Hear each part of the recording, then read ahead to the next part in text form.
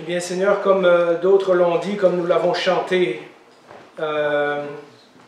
comme nous t'avons prié également, tu as entendu nos cœurs. Et maintenant, c'est nous qui venons devant toi pour entendre ta parole. Nous ne venons pas simplement pour exprimer ce que nous ressentons, pour partager nos expériences, pour dire ce que nous avons vécu. Nous venons aussi à tes pieds pour entendre ta parole, pour entendre ce que tu as à nous dire, pour entendre des paroles réconfortantes, des paroles encourageantes. Parle-nous aujourd'hui au travers du texte que nous allons étudier ensemble. Un texte riche, un texte plein de rebondissements, et j'espère que dans le cœur de chacun de nous, Seigneur, tu pourras faire ton travail, que nous serons réceptifs à cette parole, afin que nous puissions entendre ce que tu veux nous dire ce matin. Au nom de Jésus, je te prie. Amen. Alors, certains de vous vont être contents, parce que ce matin, on va parler du doute. Et c'est pour ça que j'ai intitulé le message « Le doute de Jean-Baptiste ». Et pour un peu nous remettre en contexte, eh bien, à la fin du sermon sur la montagne, puisqu'on est à peu près dans Luc chapitre 7 et Matthieu chapitre 11, puisqu'on fait les 4 évangiles pour le reste de l'année. Donc, après le sermon sur la montagne, Jésus a fait quelques miracles. Et ensuite de ça, les évangélistes nous présentent différents épisodes où les gens vont commencer à se questionner sur l'identité de Jésus. Et c'est quelque chose que nous allons faire pendant 4-5 dimanches, parce que nous allons voir que ce n'est pas tout le monde qui est certain de qui Jésus représente. Jésus a une réputation, mais on ne sait pas encore tout ce que nous savons 2000 ans plus tard, puisque nous avons tout le Nouveau Testament qui nous explique en long et en large qui était Jésus-Christ. Mais les gens sont en train, à cette époque-là, de faire leur cheminement dans leur compréhension de Jésus. Et nous avons vu que la semaine passée, il y avait Simon le pharisien qui avait déjà sérieusement mis en doute le fait que Jésus était un prophète. Donc, ça c'est le message de la semaine passée qui sera affiché sur YouTube, vous pourrez le réécouter. Mais dans la même série, si les gens ne sont pas sûrs de l'identité de Jésus, nous avons vu déjà dans le message numéro 5 que Jésus est très sûr de son identité. Lorsqu'il est sorti de l'eau après le baptême de Jean, il y a une voix qui a fait entendre du ciel, « Celui-ci est mon Fils bien-aimé ». Et ce que l'on remarque dans la vie de Jésus, c'est qu'il est persuadé d'être le Fils bien-aimé du Père, et que toute sa mission et tout ce qu'il fait dépendent de cette identité-là. Et donc Jésus, lui, est très certain de son identité. Ce sont les gens autour de lui, et on va voir les disciples, la famille, les pharisiens, d'autres personnes, ce sont les gens autour de lui qui ne sont pas sûrs de ce qui arrive. Et on va se demander pourquoi. Alors, si la semaine passée, on avait vu que Simon le pharisien pose des questions sérieuses sur l'identité de Jésus en tant que prophète, on se dit, après tout, c'est un pharisien, bon, ces gens-là n'étaient pas très ouverts à Jésus, c'est peut-être normal. Et ce que nous avons aujourd'hui, c'est quand même une histoire surprenante, c'est l'histoire de Jean-Baptiste. Jean-Baptiste, celui même qui a baptisé Jésus, celui qui est le cousin de Jésus de par sa naissance, celui qui se considérait lui-même comme le prophète qui avait été envoyé par Dieu pour préparer le chemin du Messie, ce Jean-Baptiste-là. Mais c'est celui dont l'ange a dit qu'il serait le messager du Seigneur, celui qui a pointé ses disciples à Jésus en disant « Voici l'agneau du monde ». Ce Jean-Baptiste-là, cet homme-là, cet homme de Dieu-là a des doutes. Et c'est ce que nous lisons dans Luc chapitre 7, au verset 18 à 20. En fait, nous allons lire tout le restant du chapitre, mais section par section. Alors Jean, on parle de Jean-Baptiste, fut informé de tout cela par ses disciples, c'est-à-dire tout ce que Jésus faisait. Il en appela 2, qu'il envoya vers Jésus pour lui dire, « Es-tu celui qui doit venir, ou devons-nous en attendre un autre ?» Donc vous comprenez la question, est-ce que tu es le Messie ou non? Arrivés vers Jésus, ils dirent, « Jean-Baptiste nous a envoyés vers toi pour te demander, es-tu celui qui doit venir ou devons-nous en attendre un autre ?» Alors, comme je disais, c'est tout à fait surprenant de rencontrer un personnage comme Jean-Baptiste qui a des doutes sur l'identité de Jésus. Jean-Baptiste, le propre cousin, et tout à coup, il pose cette question, « Est-ce que je me suis trompé? Est-ce que tu es vraiment le Messie ou est-ce qu'on doit en attendre un autre? » Matthieu 4,12, donc quelques chapitres auparavant, nous dit que Jean avait été arrêté. Il était en prison depuis un moment. Et nous apprenons que c'était sur l'ordre d'Hérode. Un peu plus tard, nous lisons que Hérode l'a d'ailleurs fait décapiter. Et ce n'est même pas parce qu'il avait fait quelque chose de mal, c'est simplement que Hérode s'était marié avec la femme de son frère, et Jean lui avait dit c'est interdit. Et Hérode n'avait pas aimé ça, et il avait mis Jean en prison.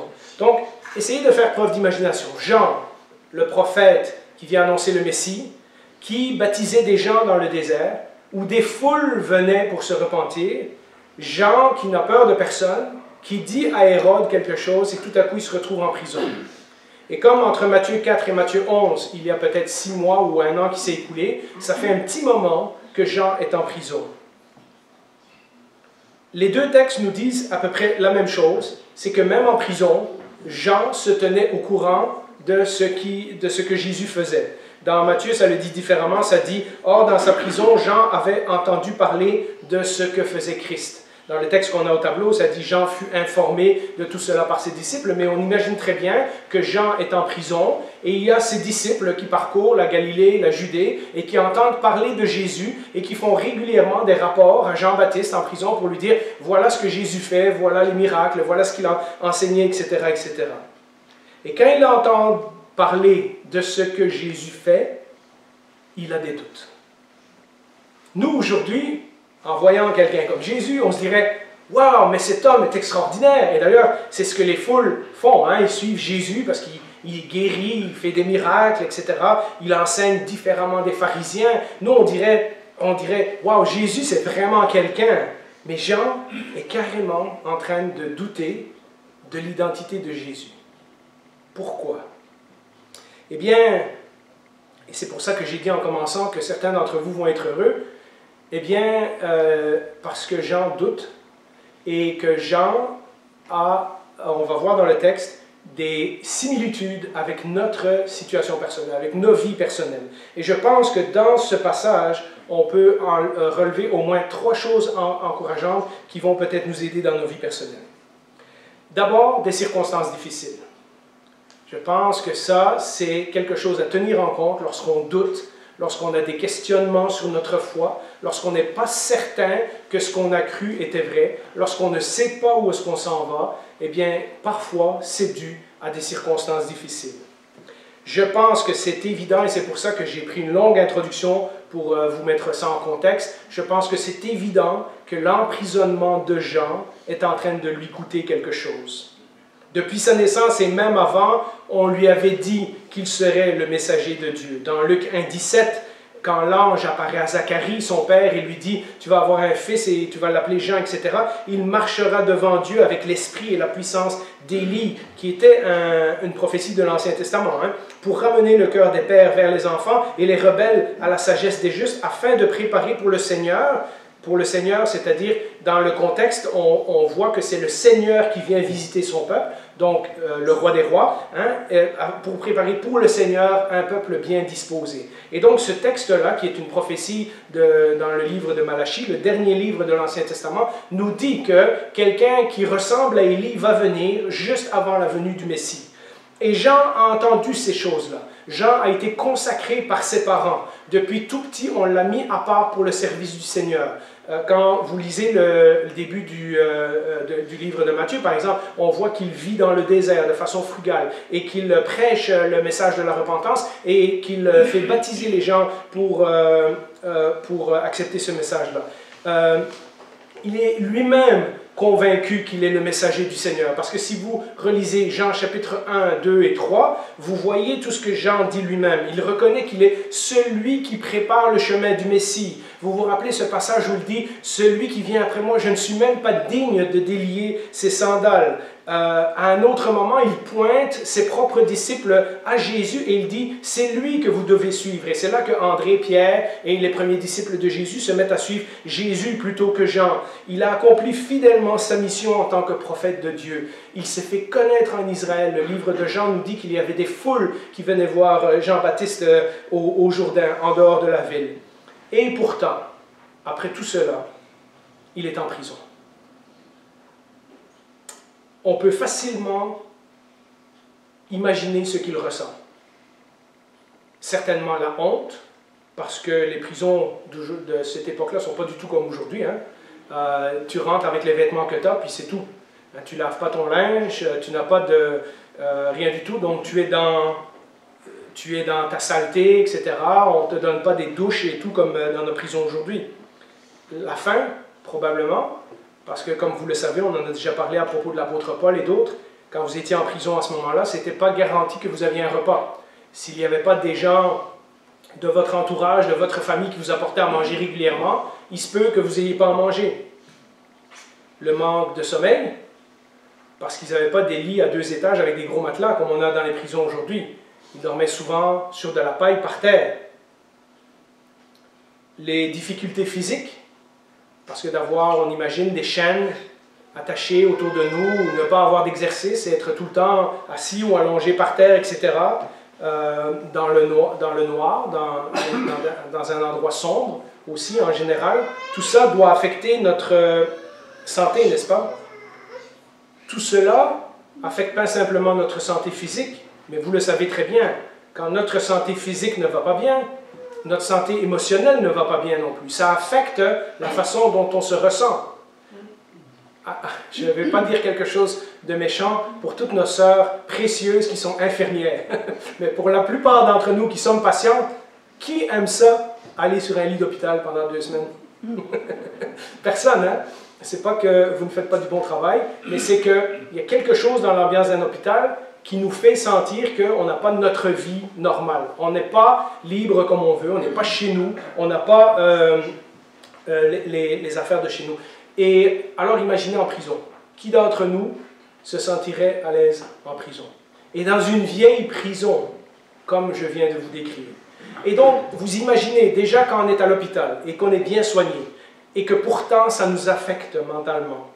Imaginez que vous êtes en prison pour quelque chose que vous n'avez pas fait parce que vous avez été un fidèle serviteur de Dieu, hein, et vous vous retrouvez en prison avec toutes les conséquences que ça a.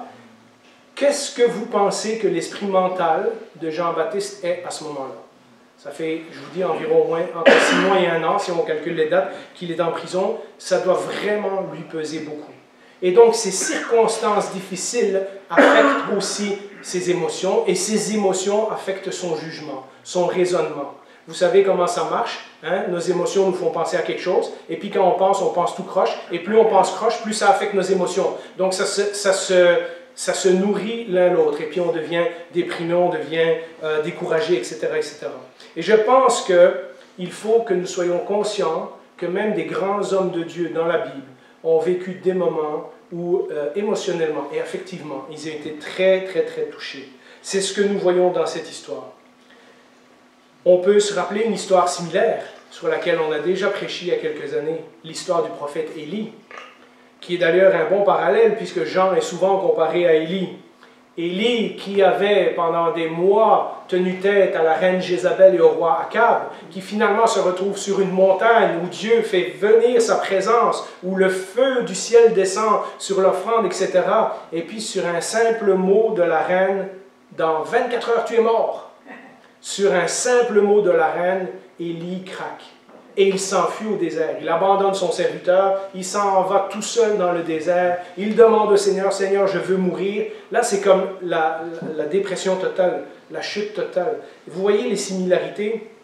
D'ailleurs, c'est même étonnant parce que dans l'histoire d'Élie, on remarque que la première chose que l'ange a fait pour remettre Élie sur pied, c'est de le laisser dormir et de lui donner à manger. Hein? Et après ça, Élie est revenu sur pied et Élie a entendu la voix de Dieu, etc., etc. Soyons conscients, quand nous lisons Corinthiens et quand nous lisons tout ce que Paul a souffert, les naufrages, les lapidations, le temps qu'il a passé en prison. Dans certaines de ses lettres, il est plein de joie, comme dans Philippiens, mais vers la fin de sa vie, dans le livre de Timothée, tout ça, on commence à sentir le poids d'être persécuté pour le Seigneur. Il a hâte que Timothée vienne le voir. Et il demande une couverture, et il demande des livres, et il dit que tout le monde l'a abandonné en Asie, etc., etc.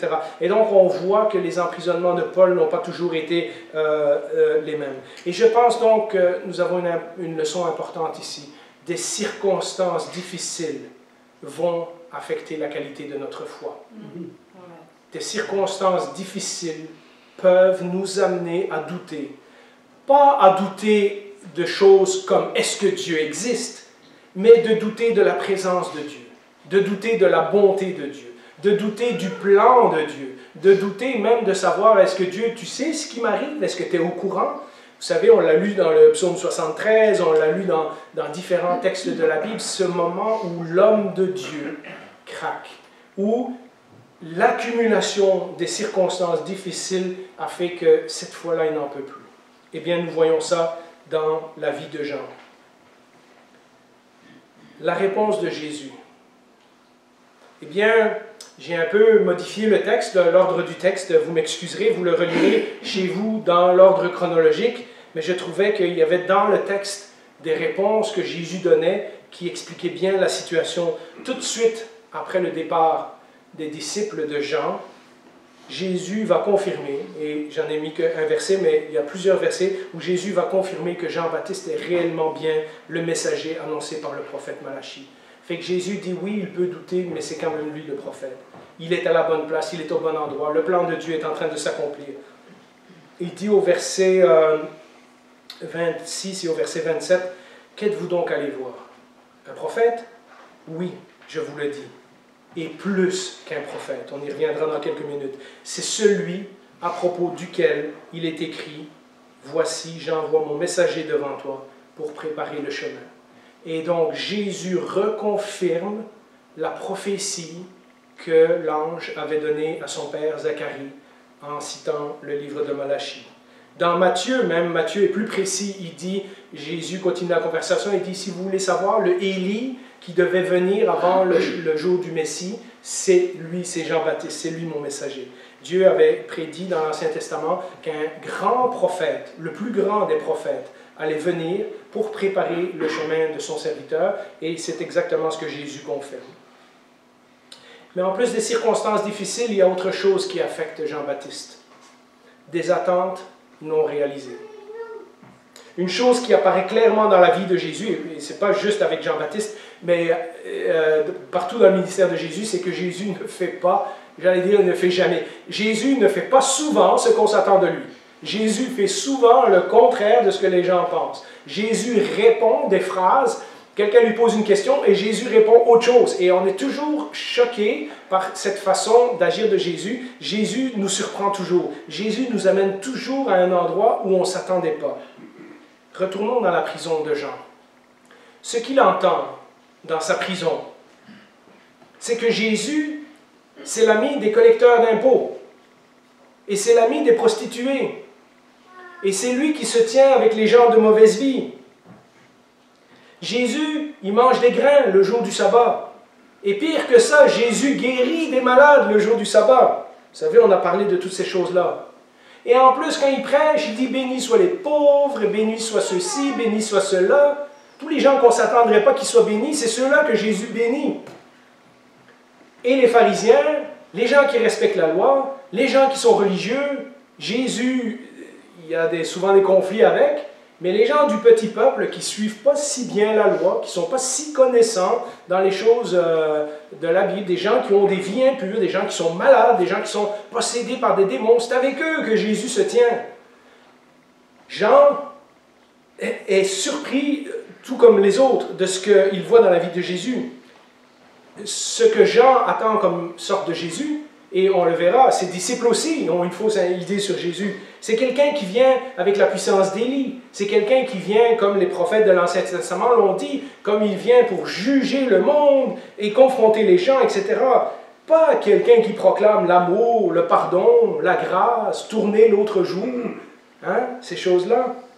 Après tout, le message de Jean, si on retourne dans Matthieu 3, au verset 10 à 12, écoutez ce que Jean prêchait dans le désert. Déjà, la hache est mise à la racine des arbres. Hein, l'arbre représente Israël et il est en train de parler du jugement de Dieu. Tout arbre qui ne produit pas de bons fruits sera coupé et jeté dans le feu. Moi, je vous baptise d'eau en vue de la repentance, mais celui qui vient après moi est plus puissant que moi et je ne suis pas digne de porter ses sandales. Lui, il vous baptisera du Saint-Esprit et de feu. Il a sa pelle à la main, il nettoiera son aire de battage, il amassera son blé dans le grenier, mais il brûlera la paille dans un feu qui ne s'éteint pas. Il est en train de dire, si les gens ne se repentent pas, l'arbre va être jeté au feu, il va être brûlé. Un arbre qui ne produit pas de fruits, c'est un appel à la repentance d'Israël. Jean vient avec un message très sévère. Jean pensait que Jésus va continuer dans la même vague, que Jésus va apporter le jugement aussi. Pourtant, ce qu'il constate, c'est que non seulement Jésus est ami avec des pécheurs, mais en plus les Romains sont toujours là. Hérode l'a fait arrêter. Le mal et la corruption règnent toujours en Israël. Il n'y a rien qui se passe comme Jean aurait espéré. Des attentes non réalisées. Mais Jésus dira de lui-même qu'il n'est pas venu pour juger le monde, mais pour sauver le monde. Jésus dira même, celui qui ne croit pas en moi est déjà jugé. On est jugé par notre refus de Dieu, donc pas besoin d'en remettre plus.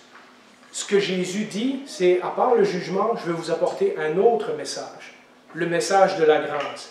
Vous avez encore une chance de vous repentir. Aujourd'hui, si vous entendez ma voix, fois après fois, Jésus dit, je ne suis pas venu pour juger le monde, mais pour que le monde soit sauvé. Ce dont le monde a besoin au moment où Jésus arrive, ce n'est pas plus de jugement, c'est le message de la bonne nouvelle. Ce dont le monde a besoin, Jésus est en train de dire, c'est de savoir comment être restauré et réconcilié dans sa relation avec Dieu. Le jugement, il va se faire automatiquement à partir du moment où on rejette Dieu.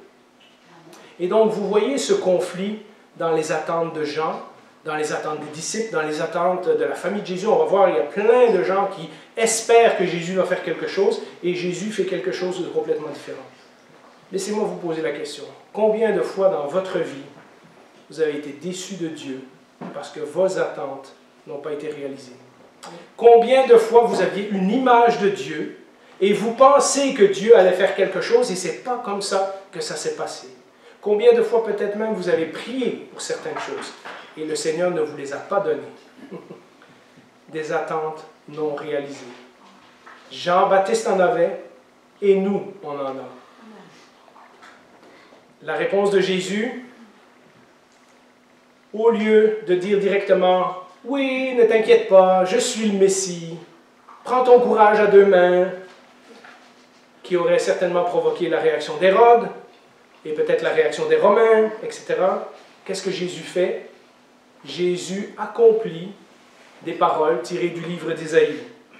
Le même rouleau d'Ésaïe qu'il a pris dans la synagogue à Nazareth, après sa tentation, lorsqu'il est entré à Nazareth et qu'il était rempli de l'Esprit de Dieu, il est entré dans la synagogue, il a pris le livre du prophète Ésaïe et il a lu les passages où Dieu annonçait une année de grâce, une année de guérison, etc., etc.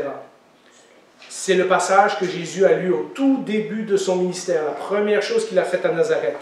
Eh bien, Jésus va maintenant agir comme le passage. Regardez ce que Luc nous dit à partir du verset 21. À ce moment-là, donc les gens arrivent, ils disent « Hey, Jean est en prison et il veut savoir est-ce que tu es vraiment le Messie ou peut-être est-ce qu'on s'est trompé. » Qu'est-ce que Jésus fait? À ce moment-là, Jésus guérit de nombreuses personnes de maladies, d'infirmités et d'esprits mauvais et il rendit la vie à bien des aveugles. Puis il répondit aux messagers de Jean « Allez rapporter à Jean ce que vous avez vu et entendu. Les aveugles voient. Les boiteux marchent, les lépreux sont purifiés, les sourds entendent, les morts ressuscitent. La bonne nouvelle est annoncée aux pauvres. Heureux celui pour qui je ne présenterai pas un obstacle. » Jésus est en train d'accomplir la prophétie d'Ésaïe. Et il dit, allez dire à Jean que ce que vous voyez, c'est exactement ce qui est prédit dans le livre d'Ésaïe. Les miracles que Jésus faisait n'étaient pas juste pour les beaux yeux des gens. C'était des preuves que le royaume de Dieu était arrivé et c'était des preuves que Jésus était véritablement le Messie envoyé par Dieu. En entendant ce rapport de la part de ses disciples, je pense que Jean aurait compris. Jean voyait Jésus comme un Élie qui devait venir avec le feu et le jugement et Jésus lui dit non, vois-moi comme Ésaïe 35 et Ésaïe 61. Vois-moi comme le serviteur qui vient proclamer une année de grâce. Le jugement viendra bien assez vite. Les gens ont besoin d'une année de grâce de la part du Seigneur. Il aurait certainement aussi, je pense, perçu l'encouragement ou l'exhortation de Jésus, « Heureux celui pour qui je ne présenterai pas un obstacle. » Jean est en prison. Ce que Jésus fait lui semble un obstacle, peut causer des doutes à sa foi. Et Jésus lui dit, « Béni es-tu si je ne suis pas un obstacle pour toi. » les choses ne se déroulent peut-être pas dans tes attentes, mais aie foi en moi. Et puis Jésus continue dans sa réponse, cette réponse est un peu plus longue. Au verset 28, il nous dit, « Je vous le dis, parmi ceux qui sont nés de femmes, aucun n'est plus grand que Jean. Cependant, le plus petit dans le royaume de Dieu est plus grand que lui. » Tout le peuple qui l'a entendu, et même les collecteurs d'impôts, ont reconnu la justice de Dieu en se faisant baptiser du baptême de Jean. Mais les pharisiens et les professeurs de la loi, en ne se faisant pas baptiser par lui, ont rejeté le plan pour Dieu, le plan de Dieu pour eux. Voyez, ce que Jésus est en train de dire, c'est que le Élie qui devait venir, le Élie qui vient avec le feu et le jugement, ça c'est toi, Jean. Ça c'est déjà arrivé. Le message qui fait peur au monde, le message de la repentance, le message où Dieu est sévère, ça c'est toi. Ça c'est l'Ancien Testament. Ça, de tous les prophètes, Jean est le dernier. Et c'est celui qui annonce pour la dernière fois au peuple d'Israël le message que Dieu a répété. Dans ma Bible, je vous dirais que c'est à peu près 900 pages. Le message que Dieu a répété à son peuple depuis des siècles et des siècles et des siècles. Repentez-vous, sinon le jugement va venir. Et Jésus est en train de dire, le Élie qui vient avec le feu et le jugement, ça c'était le rôle de Jean. Maintenant, le Fils de Dieu arrive pour apporter quelque chose de nouveau, la grâce, la miséricorde et le pardon. Si Jean a été le plus grand être humain en importance, puisque Jésus dit de tous les hommes nés de femmes, en importance, donc c'est pas parce que c'était le plus grand conquérant du monde, c'était que dans le plan de Dieu, cet homme-là en importance était l'homme le plus important, parce que c'est celui qui venait préparer le chemin du Messie. Mais Jean était dans l'Ancienne Alliance. Jean est le dernier des prophètes de l'Ancienne Alliance. Avec Jésus, il y a quelque chose de nouveau qui est en train de se produire. Il y a quelque chose d'autre qui arrive. Bien, celui qui est né de nouveau, on en a parlé la semaine passée, celui qui est né dans le royaume de Dieu, celui qui fait partie du peuple de Jésus, aujourd'hui, quand bien même ça serait le dernier en importance, est plus important que Jean. Parce qu'il est déjà dans le royaume, il a déjà entendu le message, il a entendu le message de la bouche de lui-même, dans le plan du salut. Je ne sais pas si vous réalisez comment nous sommes bénis, nous qui venons après Jean-Baptiste. Parce que tous les gens de l'Ancien Testament, ils n'ont perçu qu'une partie du plan de salut. Ils n'ont pas tout compris. Mais à partir de Jésus, et de sa mort et de sa résurrection, et de l'enseignement de ses apôtres, nous avons maintenant la révélation complète de Dieu. Et nous avons l'explication de tout ce qui a précédé. Nous savons que tout l'Ancien Testament pointe à Jésus. Et tout le Nouveau Testament nous explique qui était Jésus. Et nous avons tout ça.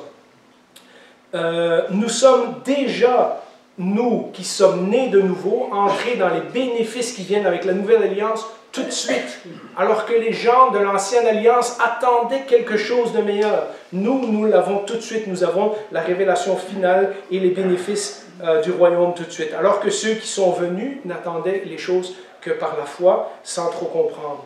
Mais rappelons-nous, et c'est une phrase qui ressemble un petit peu à la phrase de Spider-Man, rappelons-nous qu'avec un grand privilège vient aussi une grande responsabilité, celle de croire. Jésus dit, je vous annonce la grâce, je fais des miracles, je montre les signes de Dieu, je vous dis que le royaume est arrivé, le royaume est différent de ce que vous pensez. Béni, vous êtes bénis si vous êtes comme ça, comme ça, comme ça, parce que le royaume c'est pour des gens comme vous. Mais il faut croire. Voyez la différence, le doute, la crainte. Il dit à Jean, heureux celui pour qui je ne serai pas un obstacle, un encouragement à sa foi. À un moment donné, il faut que tu fasses confiance à ma parole. À un moment donné, il faut croire. On a une grande bénédiction. On a toute la Bible. Aujourd'hui, on ne doit plus chercher pour essayer de comprendre. On a toute la révélation. Mais avec la révélation vient la responsabilité de croire. Nous verrons que les pharisiens et plusieurs personnes dans la foule qui ont rejeté le message de Jean vont également rejeter le message de Jésus. Ça sera le message de la semaine prochaine.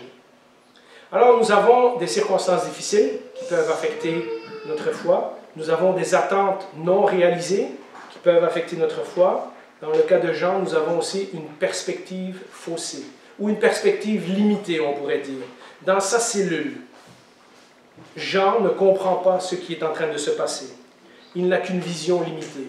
Et littéralement, puisqu'il a probablement juste une fenêtre ou une porte à laquelle il peut parler un petit peu à ses disciples, mais il n'est pas dans la vie de tous les jours. Il n'est pas en train de se promener en Judée, en Galilée, et écouter lui-même ou voir lui-même les miracles et les choses que Jésus fait. Il en entend parler de loin.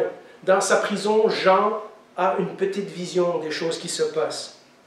Nous avons vu la même chose à propos d'Asaph dans le psaume 73. Vous vous rappelez tous ces versets, jusqu'à la moitié du psaume où il dit « Quand j'ai réfléchi à tout ça, j'allais presque abandonner ma foi. Pourquoi le méchant prospère? Pourquoi ceci? Pourquoi cela? Etc. » Et comment, en se tournant vers Dieu, Asaph tout à coup comprend qu'il avait une perspective limitée. Il voyait la vision du monde avec les yeux du monde au lieu de les voir avec les yeux de Dieu. Il ne voyait que le mal. Il ne voyait pas ce que Dieu était en train de faire au-delà de ça. C'est la même chose pour Jean. Et je suis sûr que vous pouvez trouver d'autres histoires dans la Bible où les gens ont une vision limitée comme ça. Quand on ne voit les choses que de notre point de vue. Hein, on avait une attente sur Jésus, on avait une certaine vision de ce que Jésus devait être, et tout à coup on apprend que Jésus n'est pas comme on pensait, etc. Ou quand on n'a pas toutes les pièces en main pour comprendre ce qui nous arrive, ce qui est souvent le cas avec la souffrance.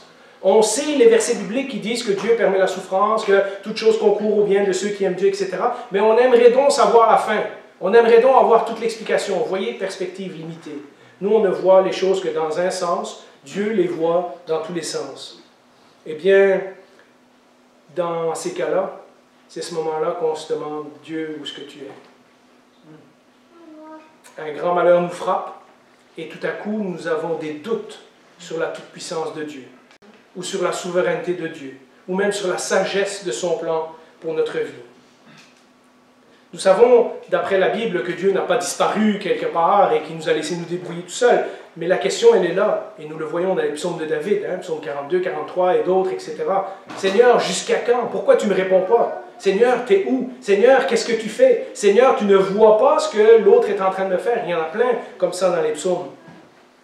Nous savons que Dieu est là. Nous nous adressons encore à lui, mais nous avons l'impression qu'il ne contrôle pas la situation. Nous avons l'impression qu'il ne comprend pas ce qui est en train de nous arriver. Parce qu'à nos yeux, à nous en tout cas, si Dieu est au courant, ça ne se voit pas trop. De même, Jésus, ici, est en train d'établir son royaume. Pas le royaume que Jean pensait que Jésus allait établir. Mais comme nous l'avons vu dans le sermon sur la montagne, c'est un royaume complètement différent de celui que les gens attendaient. Et ça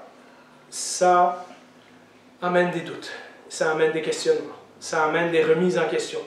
Parce que ce qu'on pensait, ce n'est pas ce qui est en train d'arriver, et on se demande si Dieu est au courant.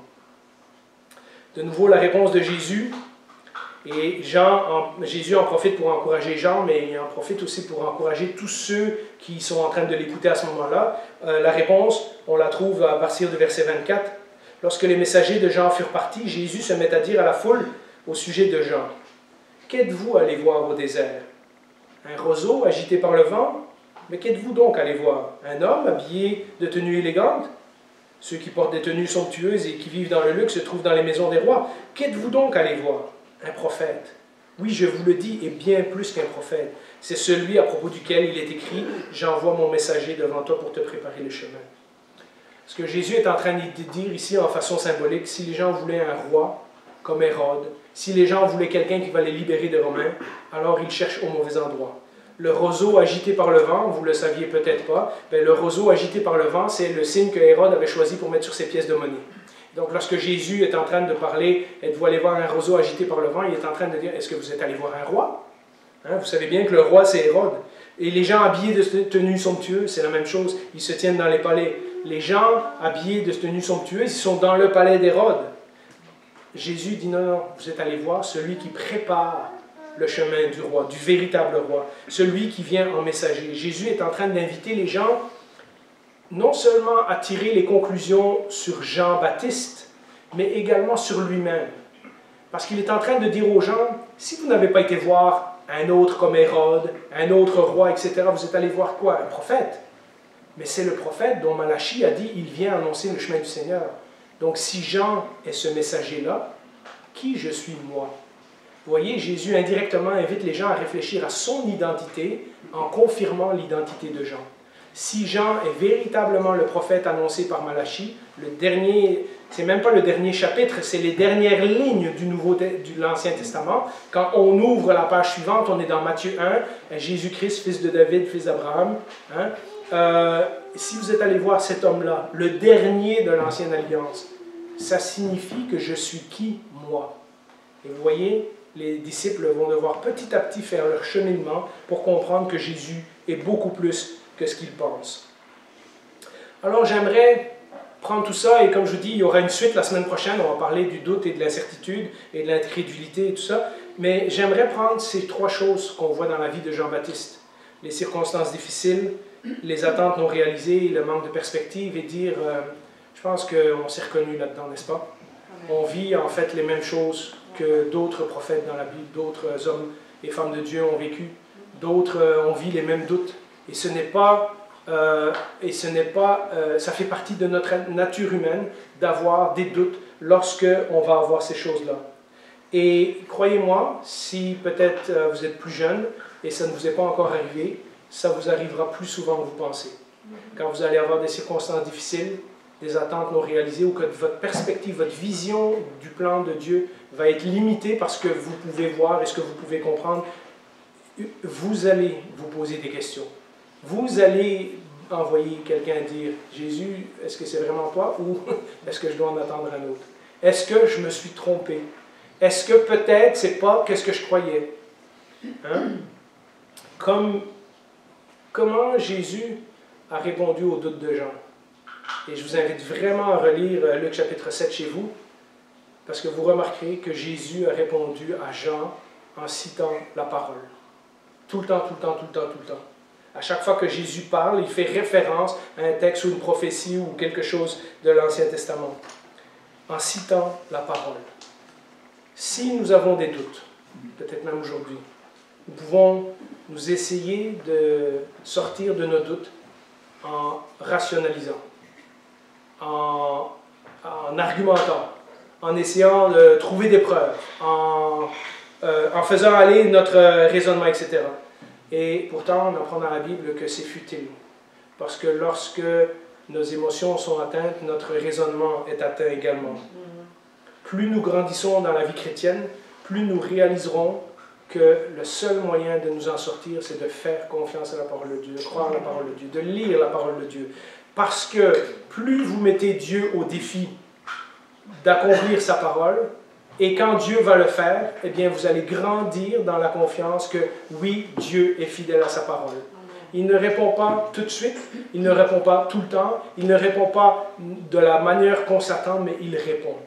Et nous devons apprendre à faire confiance à Dieu. Nous devons combattre nos doutes en ayant comme fondation la parole de Dieu. Pas notre expérience, pas le fait qu'un jour, il y a longtemps, on s'est converti, pas même parce qu'un chrétien nous dit « ça va aller ».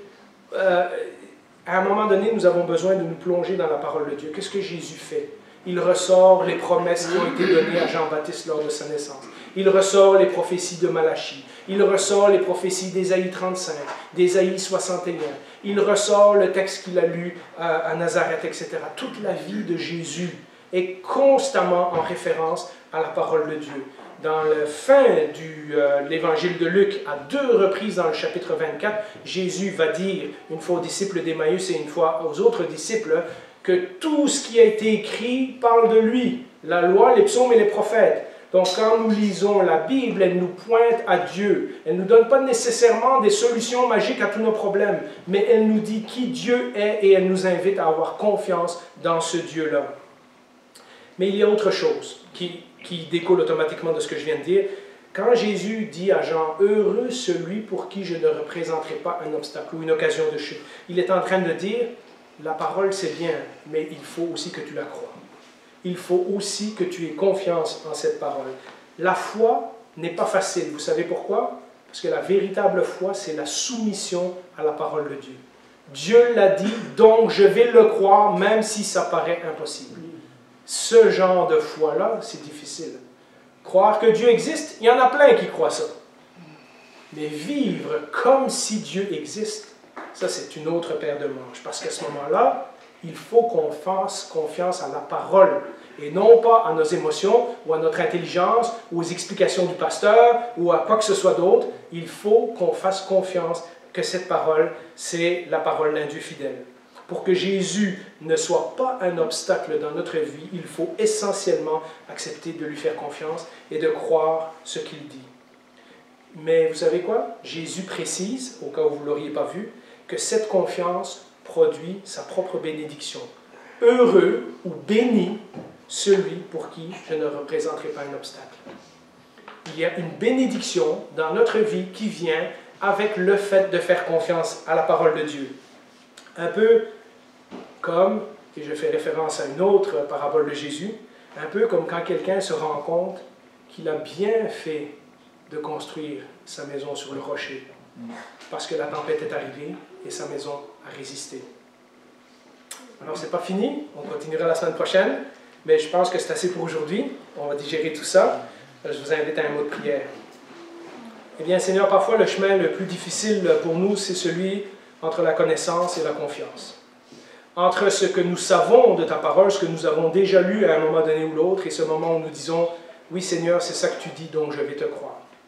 Pour tous ceux d'entre nous qui doutent, et je suis certain que nous sommes plusieurs, ou pour ceux d'entre nous qui douteront un jour, je te demande que ce message, cet exemple de Jean-Baptiste, cet exemple d'Élie, mais cette façon dont tu as eu le tour pour lui répondre, reste un exemple profondément ancré dans nos mémoires. Que nous puissions, lors des difficultés, nous rappeler de ces choses. Que nous avons besoin de fonder notre vie sur ta parole, sur ce que tu dis que la vie est, sur ce que nous sommes, sur ce que tu dis que le bien et le mal est, sur ce que tu dis à propos de ton plan, à propos de ton futur, à propos de notre futur en toi et toutes ces choses-là. Seigneur, qu'au travers de la lecture de la Bible, nous puissions pas simplement accumuler une série de connaissances, mais développer la confiance que ce que tu dis est vrai et ça arrivera. Seigneur, aide-nous. Et si nous avons de la difficulté, eh bien, nous voulons prier comme cet homme qui a dit un jour, je crois, mais viens au secours de mon manque de foi. Au nom de Jésus, nous te demandons ces choses. Amen. Amen.